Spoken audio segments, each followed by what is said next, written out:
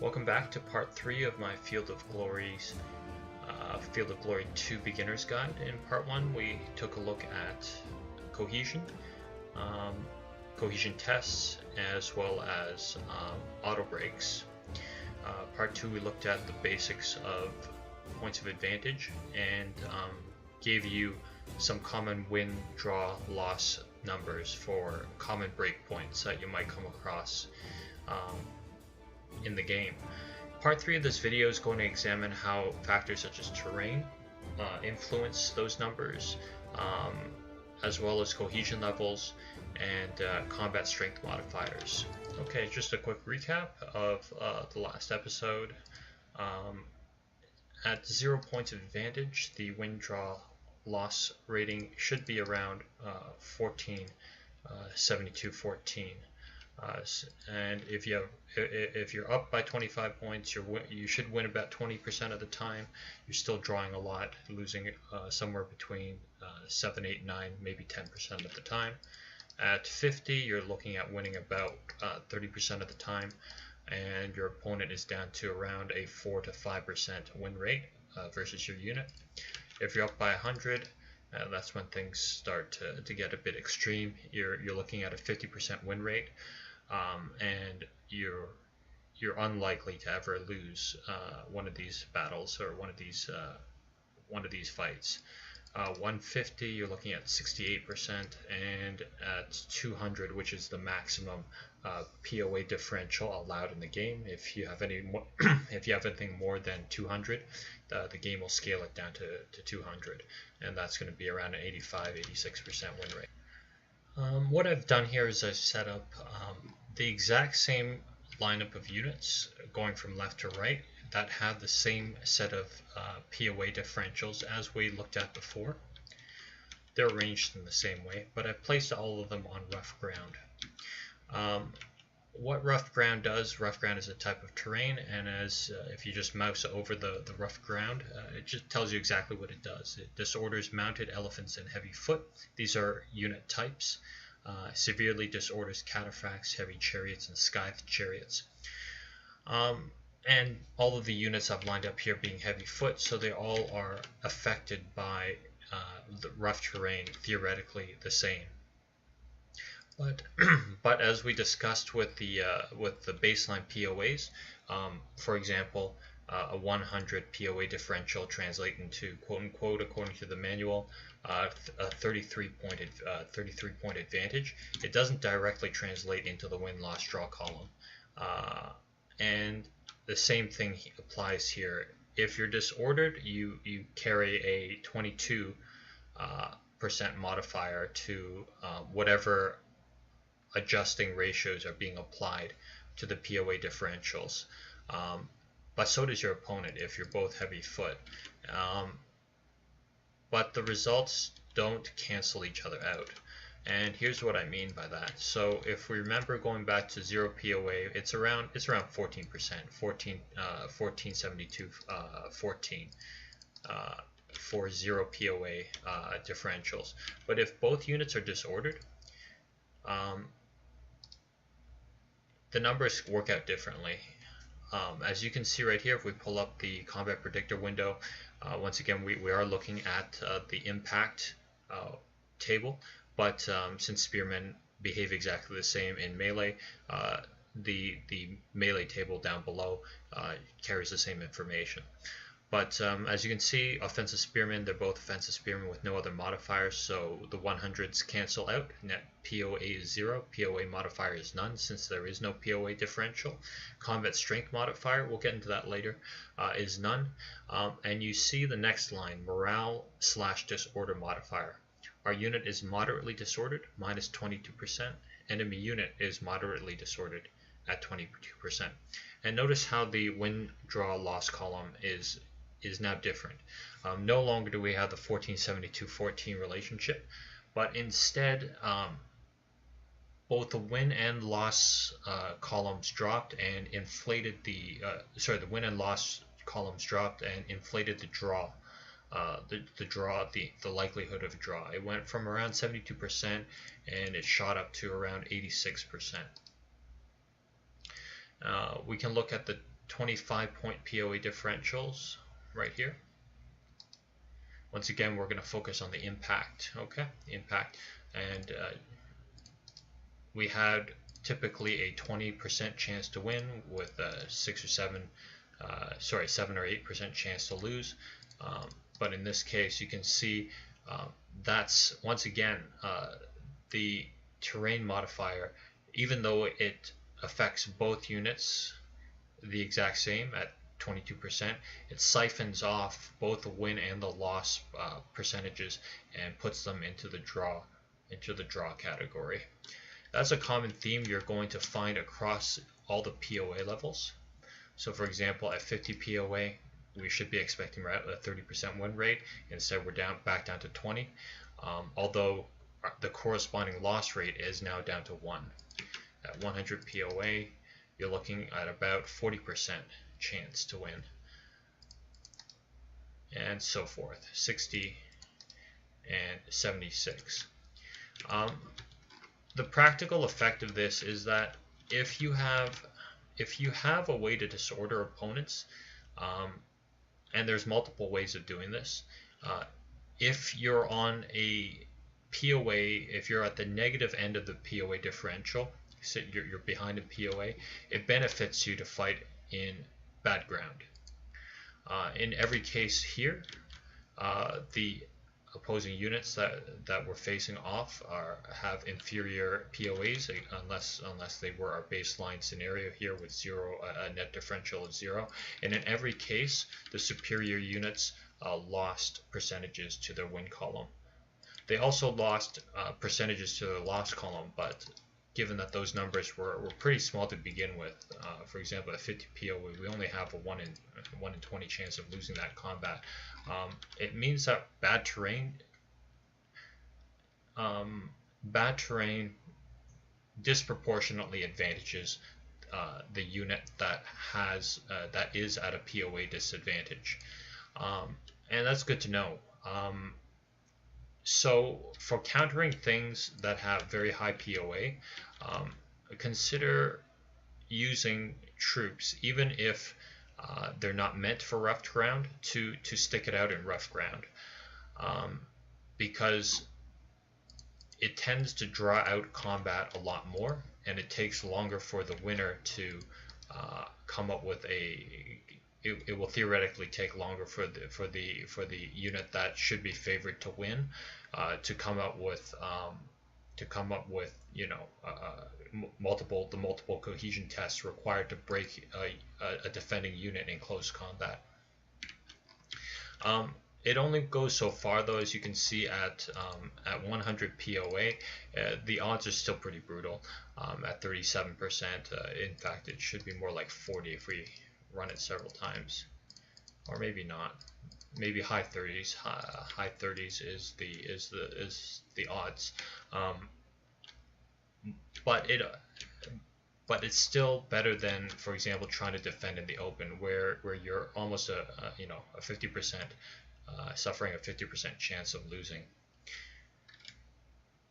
So when and if possible, if you've got a weaker unit defending that has to hold ground against a much better unit, try to find a way to drag them into rough terrain if you can. There's multiple ways of doing this. Keep in mind, you don't need the enemy unit to be in rough terrain for combat to quote-unquote occur in rough terrain. We could, for example, if I was the aggressor, the men in the units in red banners were aggressors, and they were in open terrain, and they were trying to attack defenders in blue, and they were in rough terrain. The attacking unit, because it's attacking into the rough terrain square, it counts as being in rough terrain. So that's important to note. Just because you don't need to lead the enemy unit so far into bad terrain that they have to stand on bad terrain themselves. All they have to do is charge and attack into bad terrain that you're holding, and that's sufficient. Also, just if you're the attacker, avoid falling into the trap of charging into bad terrain if your units aren't equipped to deal with it. For example, if you're relying on a cavalry attack, an elephant attack, or some elite heavy foot attack into mediocre units, and you need a timely result, don't try not to get drawn into bad terrain. Although if you can stack the odds high enough, as you can see at around 100 POA and higher, your odds of winning are still pretty good. Moving on, we've got a lineup of units here that are set up with the same POA differentials. Just in case you didn't, in case you forgot, going from left to right, it's going to be 0, 25, 50, 100, 150, and 200. This time, though, my units are opposed by troops that do like rough terrain, and that's the unit type called medium foot. Unlike heavy foot, these guys do just fine in rough terrain. As you can see, rough ground does not disorder them in any way, shape, or form.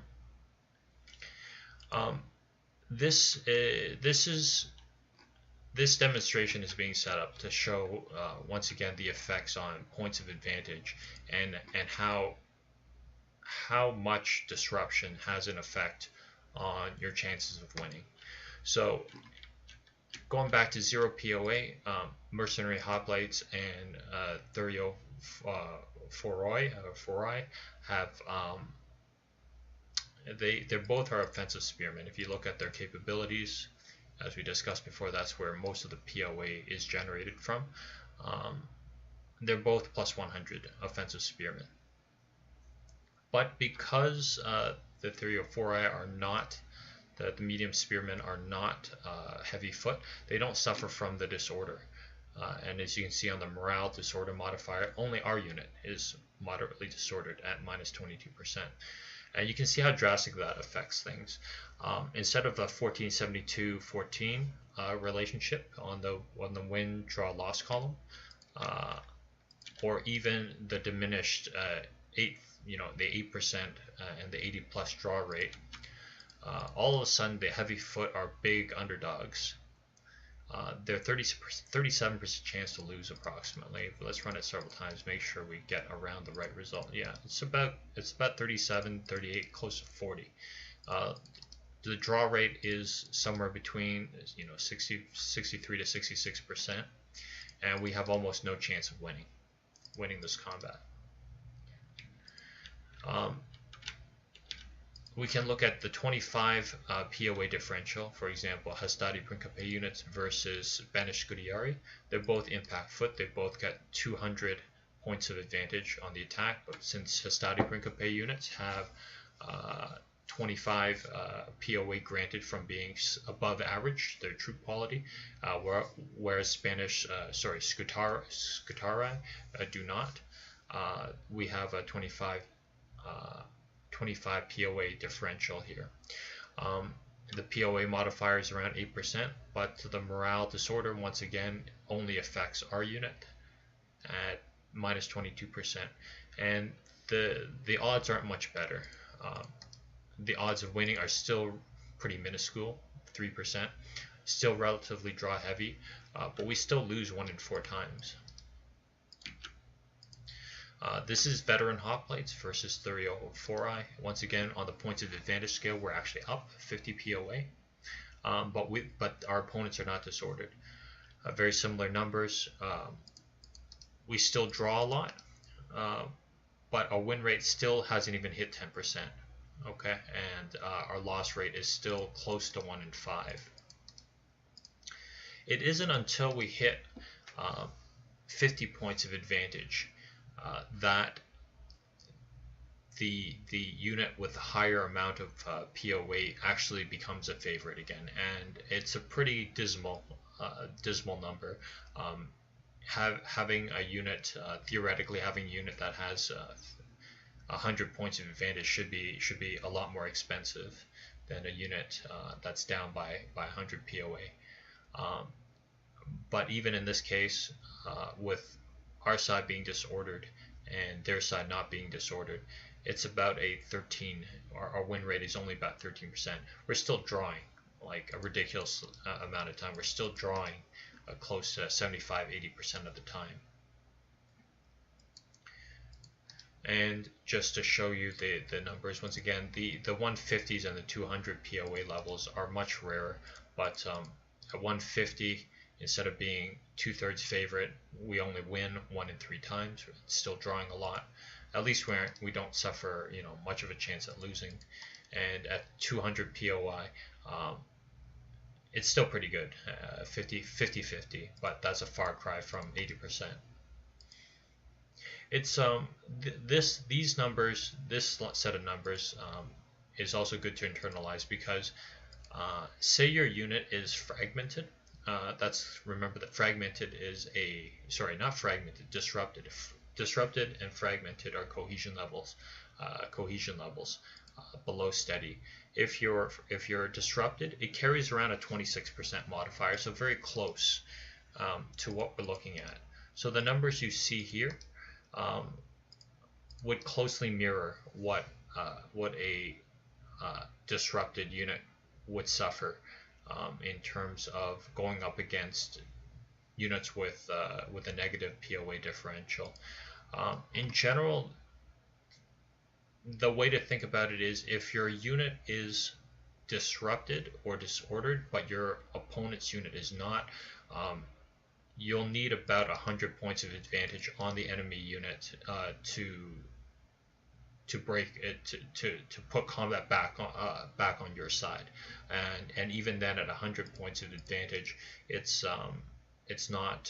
still not great. I mean, you're 15% to win. You're still drawing a lot. That goes to show just how powerful cohesion tests are. It's actually very difficult in the game to get cohesion recovery for your troops. Usually, it involves you having to stick a general unit into a general into that unit, so that you ensure that a unit takes a cohesion recovery test every turn.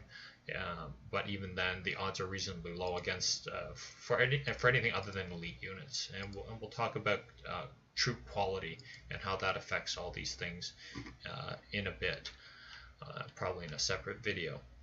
But it just goes to show you how the things we talked about in video 1 about forcing your enemy to take cohesion tests consistently, finding ways to make your opponent lose cohesion on its units without even being able to take a test, are very important, because even one step below steady at a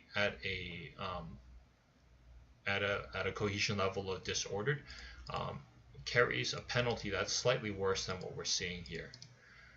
And basically, you're going to need at least 50 POA to overcome that type of either terrain disadvantage, or actually more than 50 POA, more like 100 POA to overcome that kind of terrain or cohesion level disadvantage.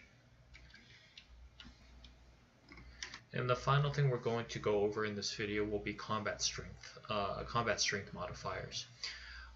Before we go into their effects on your win, loss, and draw probabilities, I should note that both armor and combat strength modifiers only are taken account during the melee phase of combat. So on initial impact combat, they are not accounted for, and that's something important to note, because it has some ramifications, especially once we start discussing unit types. But for now, just understand that during impact combat, combat strength modifiers don't matter. In order to demonstrate this, we've got a series of half-strength units on our side and facing off against enemy units that come in full 480 man units. Over here on the very left, we have the neutral POA, the neutral differential setup. So both these units are armored citizen hoplites, except the units that we control here are shallow. That means they come in half-strength blocks of 240. If we open up the impact, the combat predictor, we're going to ignore the impact table for now, focus on the melee section at the bottom. And you'll notice that despite that, it says net POA is 0 and there's no POA modifier. You'll see that the combat strength modifier the enemy unit has is 50%, since our unit's only 50% the size of the enemy unit in front of us, and the win, draw, loss table is pretty telling right there. We have practically no chance of winning a combat round in melee against this unit here. In fact, we will lose more than 60% of the time. You wanna get a sense of how combat strength modifiers work, because as battles go late and units have already been in action against opposing units and naturally having suffered casualties. If you run up against a fresh unit or relatively fresh unit, and your troops have taken hits, it can make a big dent. It can take a big dent out of your win ratios. Enough to throw off the math that you might have expected earlier. This is an extreme case, just showing you. For example, we discussed auto brake limits. Auto brake limits in the first video. Yeah, it was the first video. And I discussed average units tend to brake at 50%. So it's unlikely we're ever going to come up to a situation this extreme where a combat strength modifier is at 50%. But you can see it's devastating.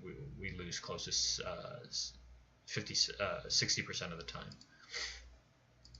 Moving on, we have Terraria. These are Roman elite spearmen, and they have a 25-point POA advantage in melee. Once again, please ignore the POA for impact. Combat strength modifiers do not apply on impact. And even though we have a 25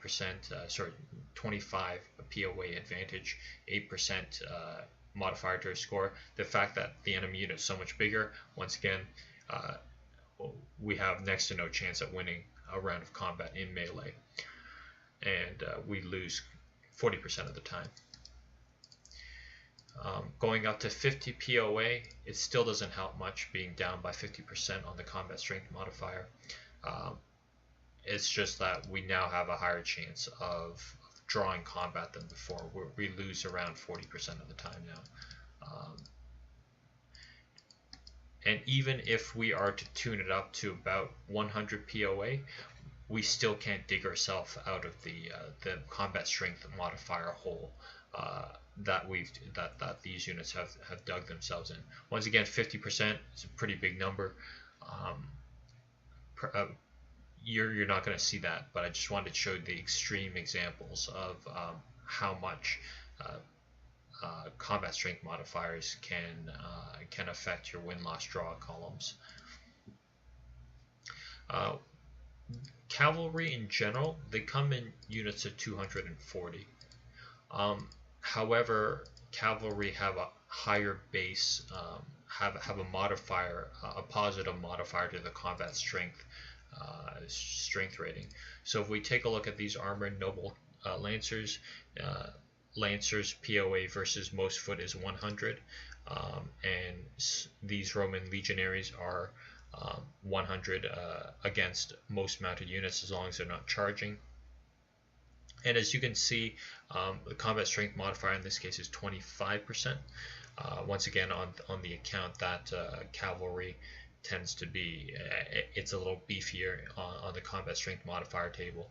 So even with a 0 POA differential and an enemy combat strength modifier of 25%, once again, instead of the standard 1472-14 that you've come to know and learn from, come to expect from a zero POA differential, once combat strength modifier kicks in, you're looking at losing close to 40%, so just over a third of the time you're going to be losing combat.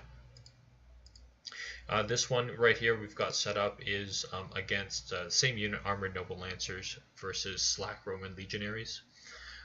Slack Roman Legionaries are average quality, so we have a 50-point POA advantage, and once again 50-point POA advantage cannot overcome a combat strength modifier of 25%. Practical implications on this: as units get grinded down, the POA math changes. So 25% is something that you could reasonably come across if you're running, say, a unit that's been fighting most of the game and it's being attacked or attacking a fresh enemy reserve unit. The onus is on you then to make sure you find a way to win that impact round of combat, or get help for that, or get help for your outnumbered unit very quickly, because as you can see, even a 25% shift, which is not that drastic, can have a big impact on your win-loss ratios. Okay, and that'll do it for part 3 of this series. Part 4, we're going to go over in more detail the unit capabilities, the keywords which drives a lot of the POA modifiers. There are a lot of units in the game, but you can really put them into about 7 or 8 different buckets, all the units, and each unit within a bucket is really a variation of each other, usually in troop troop armor or troop quality, things of that nature. But they all share the same general relationship. So, for example, all impact foot will react similarly against spearmen, for example, or against pikes, so long as their armor and their troop quality are reasonably neutral to each other. As in, you don't have like a raw conscript unit going up against some sort of veteran type unit on the other side. So we'll see you in part 4, and hopefully that video will be the final one on points of advantage.